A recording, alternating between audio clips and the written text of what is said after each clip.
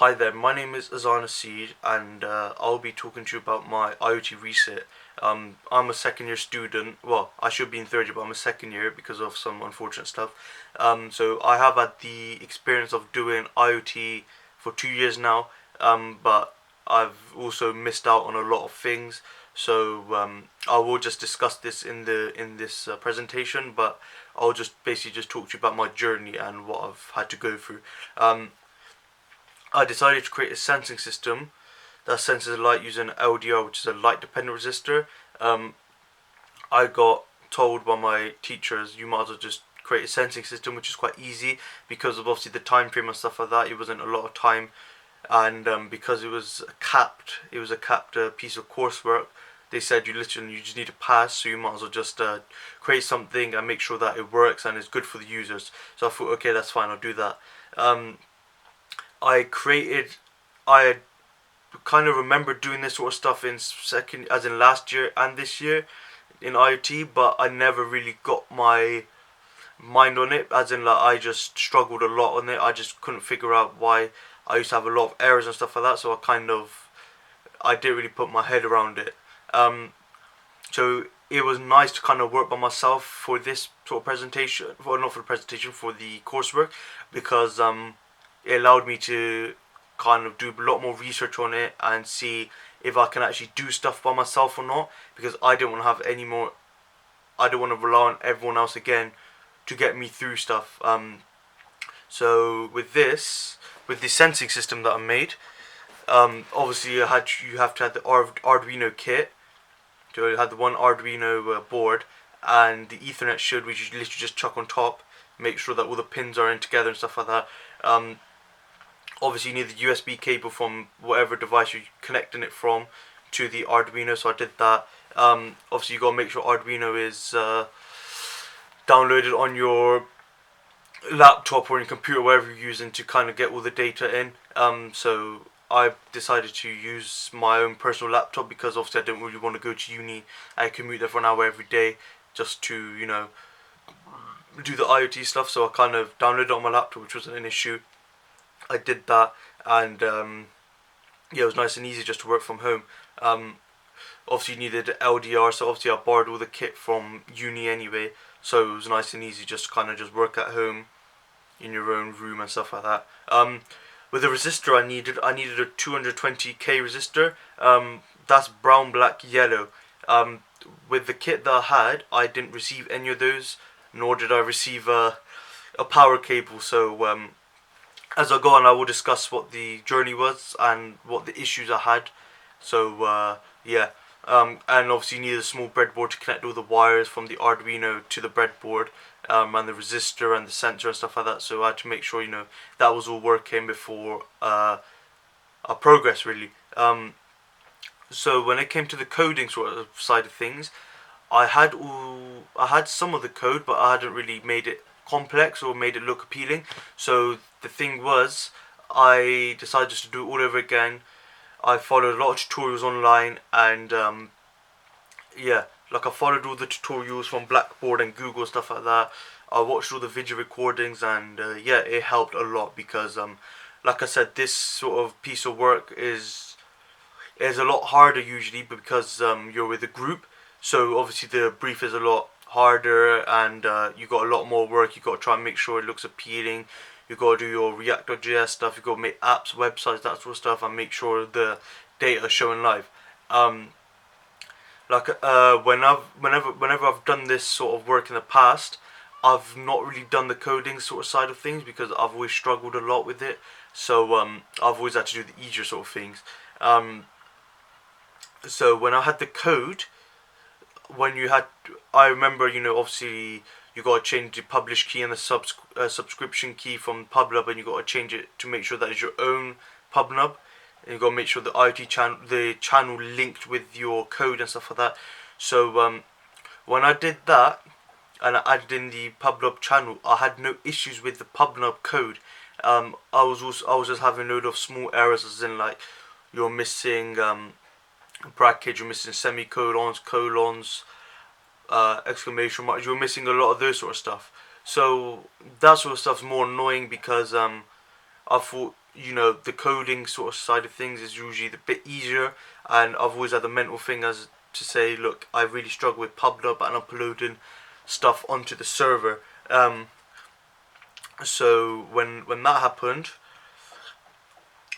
sorry, when I basically when I uploaded all the code on Arduino and, you know, uploaded and verified it, I had no issues with it.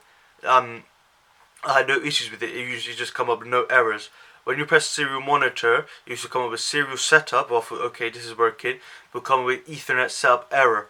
That reason was because I was doing a very stupid mistake. I was connecting the Ethernet through my laptop to the Ethernet shield, which wouldn't work unless I changed some of the code and made the Arduino connect to Wi-Fi and stuff like that.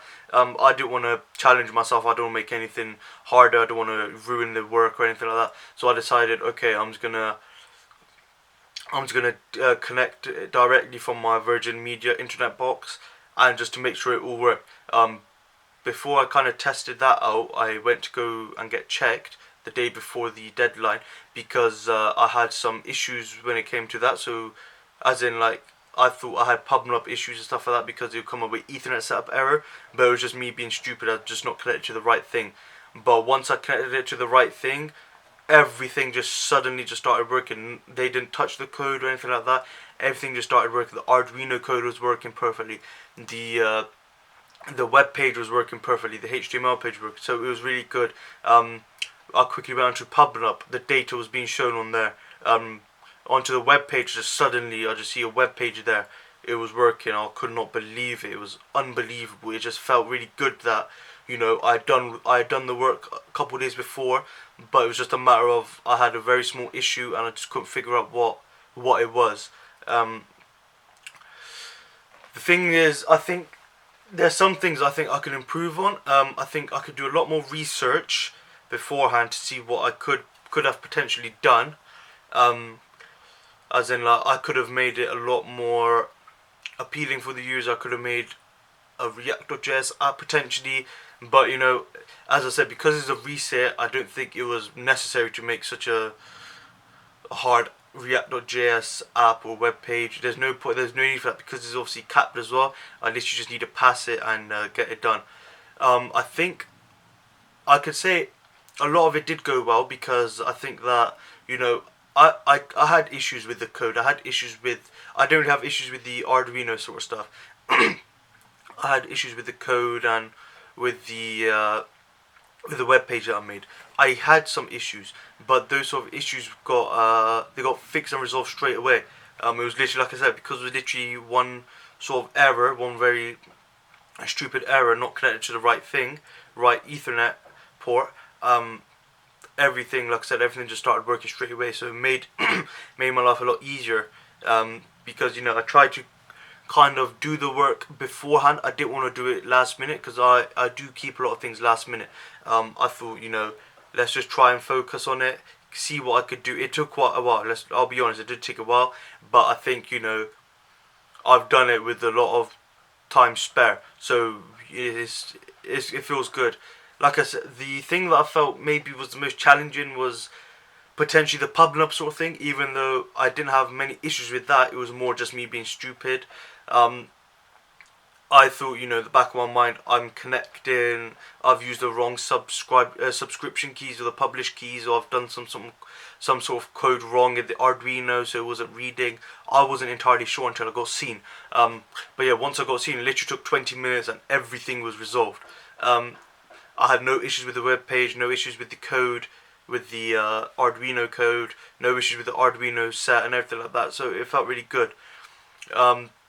I feel like working on my own was good for me personally, because I had the opportunity to do all of this sort of stuff by myself without the help of other people.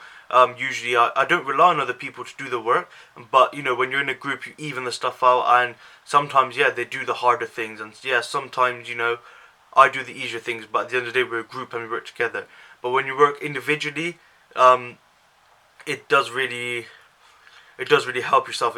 To be fair, it boosts my confidence a lot, and I am quite happy with what I've produced. Like, I will show you the video of what it was, the code, the the web page. I'll show you all. I just want to make sure at the end of the day, look, that I try to create a sensing system which worked on PubNub, which worked on the web page. I just wanted to make sure it all worked, so, and I eventually got it to work. So I'm happy with how this project went, and I hope if I had the opportunity to do it again, I think I probably would, because I did actually enjoy the Arduino sort of side of things, and I thought, this would be nice in the future to do again, but who knows what will happen.